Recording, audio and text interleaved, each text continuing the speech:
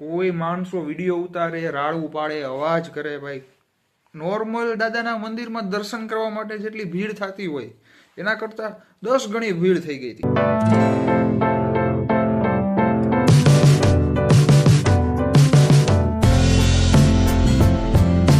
જય હનુમાન દાદા, જય પ્રભુ શ્રી રામ, હર હર મહાદેવ. તો મિત્રો, આજના વિડીયોમાં એક એવી માહિતી આપવી છે કે કૂતરો જે છે તે બજરંગબલી હનુમાનજી મહારાજ આપણા ગદાવાળા દાદાની પરિક્રમા કરે છે. મંદિરની દાદાની જે મૂર્તિ છે એમની ફરતે પરિક્રમા કરે છે. છેલ્લા 4 કે 5 દિવસ 72 કલાકથી પણ વધુ સમયથી પરિક્રમા કરે છે.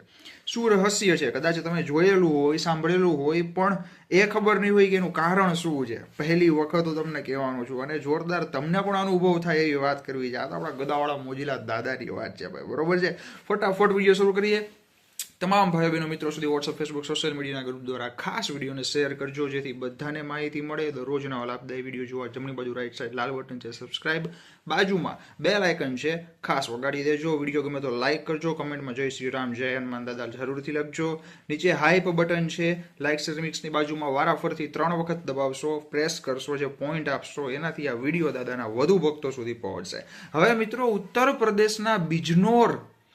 પ્રદેશમાં જે બિજનોર ગામ છે ત્યાંની આ ઘટના છે. હવે લોકોને જાણકારી નહોતી આ બાબતની કે જે કૂતરો છે ડોગ જે છે, બરોબર છે, એ કૂતરો હનુમાન દાદાની ફરતે પરિક્રમા કરે છે. ધીમે ધીમે સામે આવ્યું. એક વ્યક્તિએ જોયું, એમને ભગાડવાની પણ ટ્રાય કરી કે ભાઈ આ તો મંદિર છે, અહીંયા શું કામ કૂતરો છે, ભગાડો. ભાઈ માણસો સમજતા નથી કે જીવ છે, જીવને ભૂખ લાગે, તરસ લાગે, પણ લોકો નથી સમજતા. બસ વિડીયો ઉતારો, આમ કરો, કોઈક ભટકાય, એક્સિડન્ટ થાય તોય વિડીયો ઉતારવા માંડે. ભાઈ ઓલાને વાગે છે, લોહી નીકળે છે, એ તો જો, દવાખાને ફોન કરો એના બદલે વિડીયો ઉતારે, ટોળું થઈને જોવા માંડે. આ અત્યારનો છે ને એક ટ્રેન્ડ થઈ ગયો છે, કહેવાય ને કે ભાઈ આમ નવું ચાલ્યા રાખે, આવું છે અત્યારે.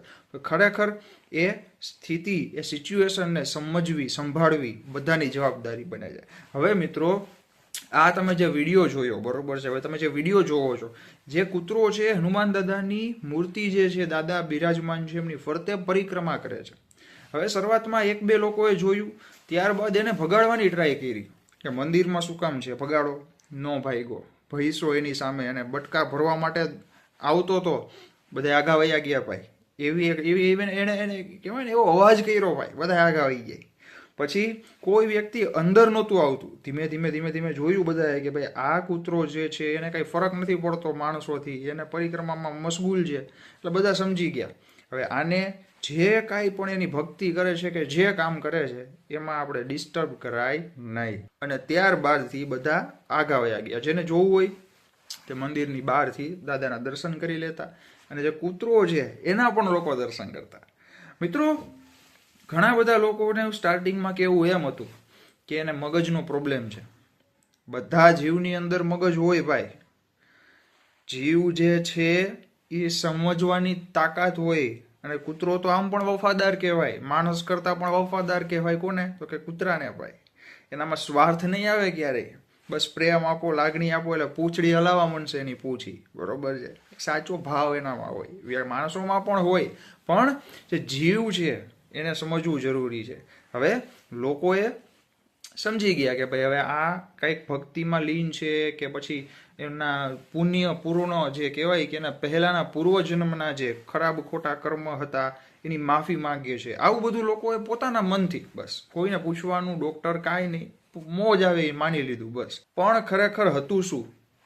મિત્રો, શિયાળાનો સમય, આજે હું તમને વાત કરું છું ને 15-20 દી કે 25 દિવસ પહેલાની છે, બહુ જૂની વાત નથી ભાઈ, બરોબર છે. ઉત્તર પ્રદેશના બિજનોર ગામમાં હવે લોકો ધીમે ધીમે ઠંડી વધતી ગઈ, એવી રીતના લોકો મંદિરની ફરતે પ્લાસ્ટિક બાંધી દીધું. એટલે જગ્યા રાખી, હવા આવે એની જગ્યા રાખી, એવું નથી કે સાવ પેક કરી નાખ્યું. શું કામ? એનું પણ કારણ હતું, કારણ કે કૂતરો જે છે એને ઠંડી ન લાગે, એને કોઈ તકલીફ ન પડે એટલા માટે.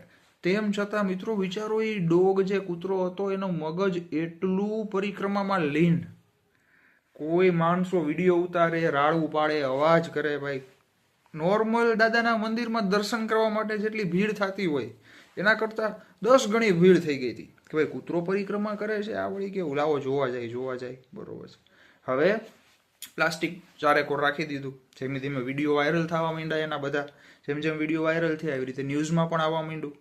હવે મિત્રો એ કૂતરો વિચારો તમે 72 કલાક સુધી તમે પરિક્રમા કરો, 72 કલાક ઉપર 80 કલાક ગણો ને, 80 તો હશે જ આરામથી. હવે તમારે પાણી નથી પીવાનું, ખાવાનું નથી, કાંઈ બેસવાનું નથી, સૂવાનું નથી, ઊભું નથી રહેવાનું, કન્ટિન્યુ 72 કલાક 80 કલાક સુધી તમે ગોળ ગોળ ગોળ ગોળ ફર્યા રાખો, ધીમે ધીમે પરિક્રમા કર્યા રાખો, શું હાલત થશે? 72 કલાક 80 કલાક તો એક બાજુ રહ્યું, 5 કલાક તો કરો, પછી ગયો ઊભા રહ્યા વગર, પાણી ખાવા વગર, ક્યાંય જવાનું નથી, ત્યાં ને ત્યાં ગોળ ગોળ. વિચારો મિત્રો, બહુ અઘરી વાત છે. હવે આ જે કૂતરાએ કરીને બતાવ્યું, હવે ડોક્ટરોને બોલાવવા માટે ન્યૂઝના લોકો છે કે બધાએ કીધું કે ભાઈ ડોક્ટરને બોલાવો, પણ આમ કરો તેમ કરો, પણ ત્યાંના લોકો માનતા નહોતા. એ કે એવું કાંઈ નથી, એની ભક્તિમાં લીન છે. હવે 72 કલાક 80 કલાક જેવો સમય વીતો, ત્યારબાદ જે કૂતરો હતો એ મિત્રો ત્યાં સાઈડમાં બેસી ગયો, કોકે કોથળો પાથરી દીધો એટલે ત્યાં બેસી ગયો. ત્યાર પછી એ વિચારો તમે, એ કૂતરો ખારો પણ નહોતો થતો. લોકો આવીને એ કૂતરાને પગે લાગતા, પૈસા ધરતા, ચાંદલો કરી દેતા. લોકોનો પ્રેમ છે, ભક્તિ, શ્રદ્ધા, વિશ્વાસની વાત છે. હવે ઘણા લોકોનું માનવું એમ કે ભાઈ આ કૂતરો જે છે ભૈરવ બાબા એમને મોકલેલો છે, કારણ કે કાળ ભૈરવ દાદા ભાઈ, બરોબર છે. હવે ઘણાનું માનવું એમ છે કે ભાઈ કંઈક પૂર્વજન્મનું મોટું ઓલું બધું હશે ને કંઈક એનું જ્ઞાન સિદ્ધિ હશે ને આમ ને તેમને બધા કંઈક પોતાના મનથી કહેતા.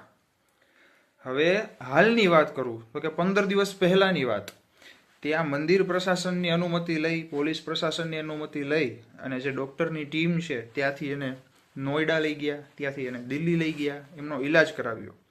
બધી વસ્તુ MRIથી લઈને જેટલું કમ્પ્લીટલી આવતું હોય, બરોબર છે, એ સારવાર થઈ. મિત્રો એના મગજમાં જરા પણ કાંઈ તકલીફ નથી. વિચારો, જેનું માનવું હતું, જે લોકો કહેતા કે ભાઈ એના મગજમાં તકલીફ છે એટલે આવું કરે છે, ગાંડો થઈ ગયો છે, હિપ્નોટાઇઝ થઈ ગયો છે. ઘણાને લાગે ને કે હિપ્નોટિઝ થઈ ગયું, એક ધારું જોઈ રાખે એટલે પછી આમ માથું દુખવા માંડે, એવી રીતના બધા જાનવર ને પશુ નહીં થાય. પણ એવું કાંઈ નહોતું. તો એ ડોગ જે હતો ને નોર્મલ છે, કોઈ જાતની તકલીફ બીમારી એને નથી. અત્યારે એનો ઈલાજ ચાલે છે. શું કામ ઈલાજ ચાલે છે? કારણ કે મિત્રો 72 કલાકથી વધારે ખાધા પીધા વગર, ઊભા રહ્યા વગર, બેઠા વગર ગોળ ગોળ પરિક્રમા કર્યા રાખે. થાક કોને ન લાગે? ભલભલા માણસ થાકી જાય. આ તો એક વિચારું કૂતરું છે નાનકડું. પછી ડૉક્ટરનું કહેવું એમ છે કે હજી એને આરામની જરૂર છે, ત્યારબાદ અમે એને પાછો એની જગ્યા ઉપર મૂકી દેશું, બરોબર છે. એટલે આ બાબત ઉપરથી શું કહેવાનું છે, શું વિચારવું પડે? મિત્રો, પ્રત્યેક જીવ સમજે છે એ શક્તિને, દિવ્ય શક્તિ છે. દાદા તો બડા જોરદાર ભાઈ, તાકાતવાળા, મોજી, પાવરફુલ ગદાવાળા દાદા રહ્યા ભાઈ, જોરદાર દાદા કહેવાય બજરંગબલી, હનુમાનજી મહારાજ ભાઈ. એની કહેવાય ને, એની એનર્જી ફીલ કરે કૂતરાને તમામ જીવ. તમે નેગેટિવિટી હોય, નકારાત્મક ઉર્જા હોય, એ જગ્યાએ જીવને કોઈ પણ જીવ હોય લઈ જાઓ, રોવા મનશે, ભસવા મનશે, કાં પછી અહીંયાથી ભાગી જશે. પોઝિટિવ જગ્યાએ લઈ જશો તો બેઠો રહેશે. શું કામ? એને પણ એનર્જી ફીલ થાય છે. હવે શું હોય એમનું, કાંઈ પણ મગજમાં હોય, પાછલા જન્મનું હોય, આ જન્મનું હોય, કાંઈ પણ હોય, એ તો માણસ જાણી શકવાનો નથી, કોઈની તાકાત નથી ભાઈ, બરોબર છે.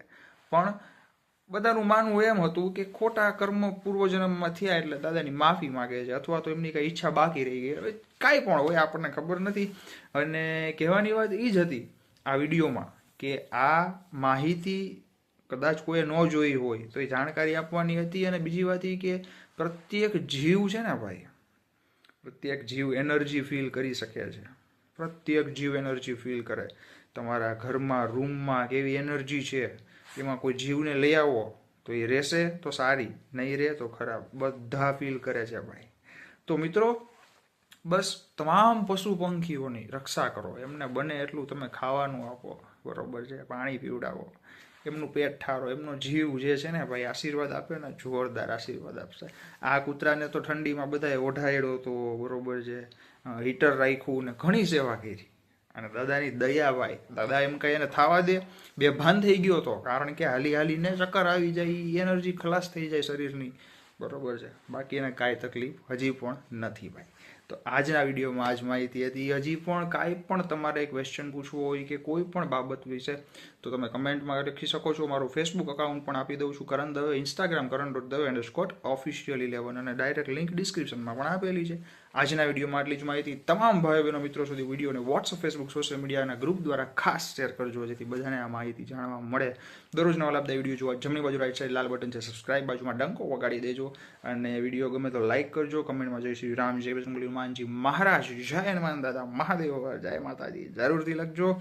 નીચે લાઇક્સ રિમિક્સની બાજુમાં હાઈપ બટન છે, વારાફરથી 3 વખત પ્રેસ કરશો, પોઈન્ટ આપશો એટલે આ વિડીયો દાદાના વધુ ભક્તો સુધી પહોંચશે.